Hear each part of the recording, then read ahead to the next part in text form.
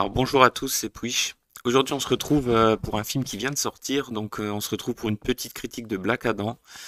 Alors il est sorti cette semaine, si je me trompe pas, ouais. Il est sorti cette semaine et c'est un film évidemment avec Dwayne Johnson. C'est un film de super-héros, hein. C'est un film de prime abord qui m'avait pas du tout intéressé, pas du tout.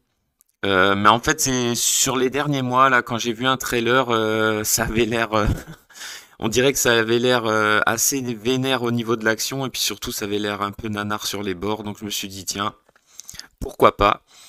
Et au final, je suis assez mitigé sur le film. Alors pour moi, c'est pas un mauvais film. Tout dépend ce que vous avez envie de voir. Alors moi, je m'attendais à voir un gros film d'action et c'est ce qu'est ce film. C'est un gros film d'action de super-héros avec beaucoup de combats, beaucoup d'action. C'est même la chose qui est prépondérante dans le film. Le film dure 2 heures, 2h05, un truc comme ça, mais il va vraiment à 200 à l'heure.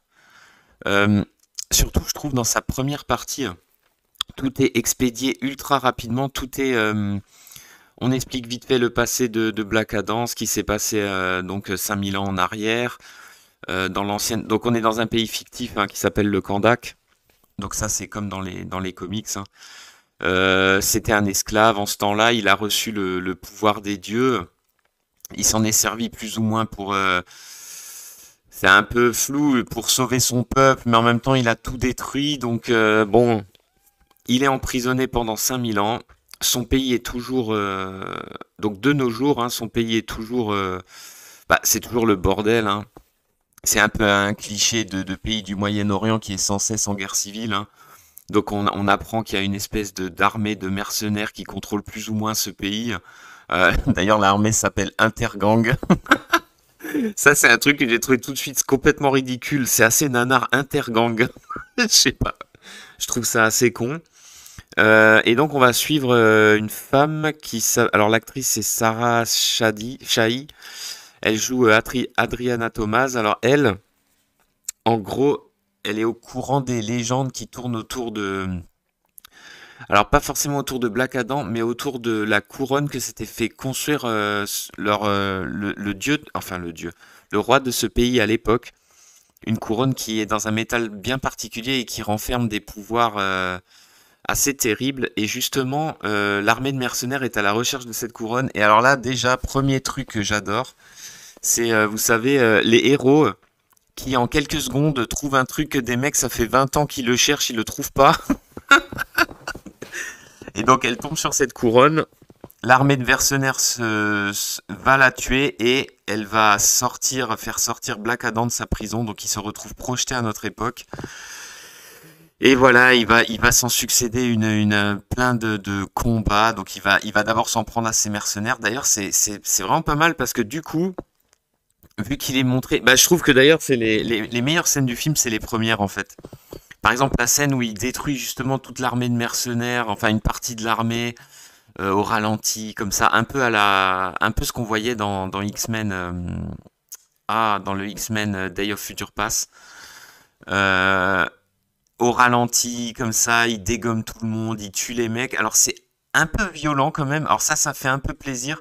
C'est-à-dire, alors il y aura pas de violence, il y aura pas d'hémoglobine à mort, mais par contre, les mecs se font trucider, ils se font électrocuter. Il leur arrache la main. Enfin, c'est quand même assez violent. Il les réduit à l'état de squelette. C'est assez cool. Et après, bah, on va voir Amanda Wellers, donc celle qui s'occupe de la Suicide Squad. Donc apparemment, elle s'occupe d'autres groupes de super-héros, hein.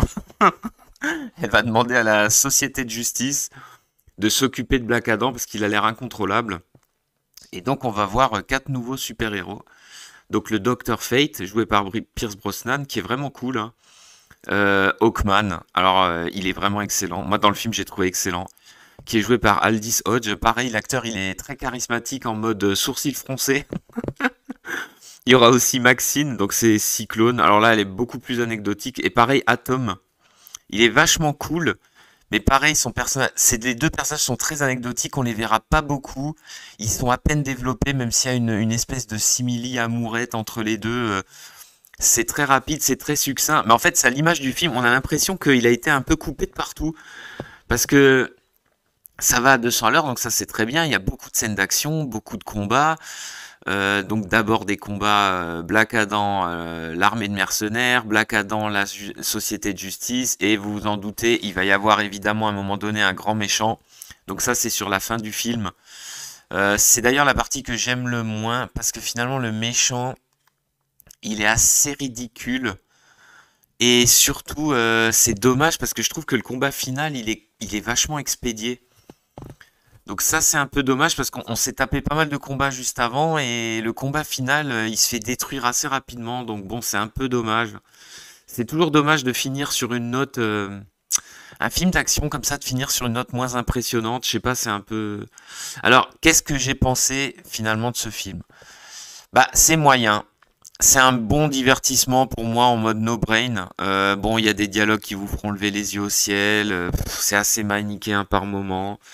The Rock, il est méchant, mais on sait très bien qu'il va devenir plus ou moins gentil. Même si finalement son histoire à lui est quand même un petit peu intéressante, faut pas exagérer.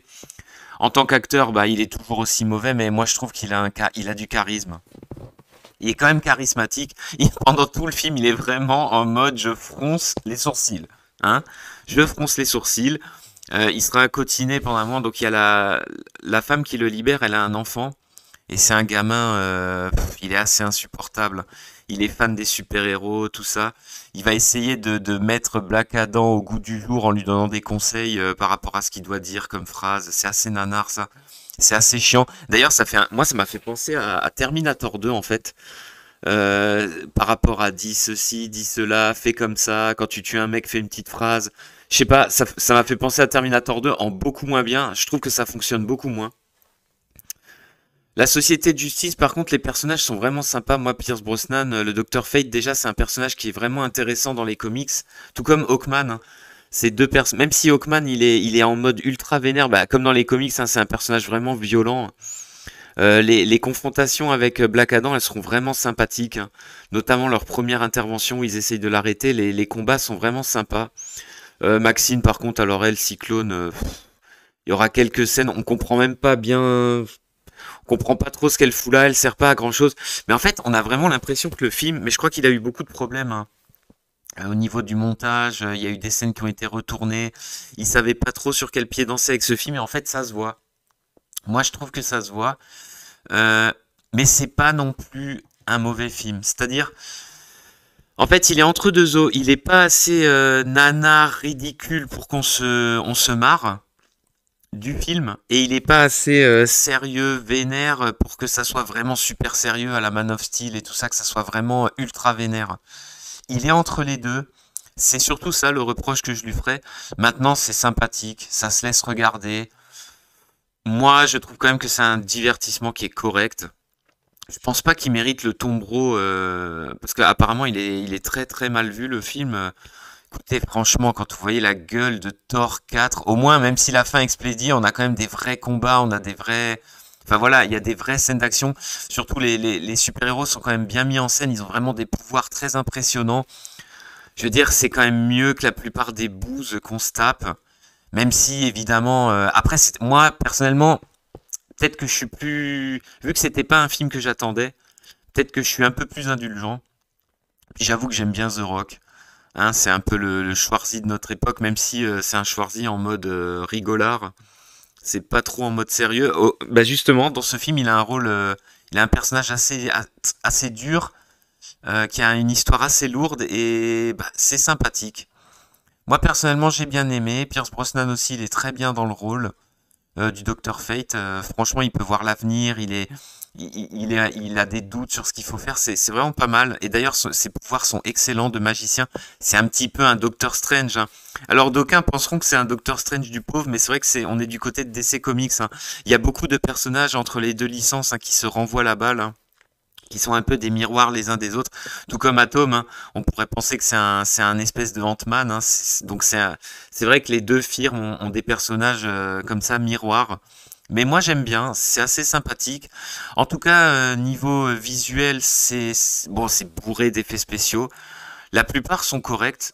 Moi, j'ai trouvé que la mise en scène était correcte, même si le réalisateur, voilà, son dernier film, c'est Jungle Cruise, j'ai détesté.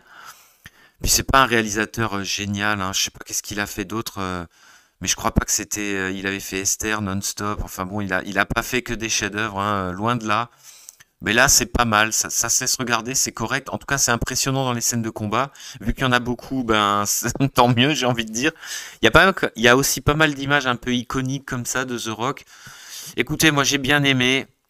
Un film moyen. Si vous n'en attendez pas grand-chose à part du divertissement, ben ça devrait remplir son office. Après, évidemment, si vous attendiez un espèce de Man of Steel 2 ou le renouveau des films d'essai, ben ouais, clairement c'est pas le cas. On n'est pas sur ce genre de film, mais ça reste quand même moi, en tout cas, ma préférence va quand même à ce film pour les différents films de super-héros qui sortent dernièrement.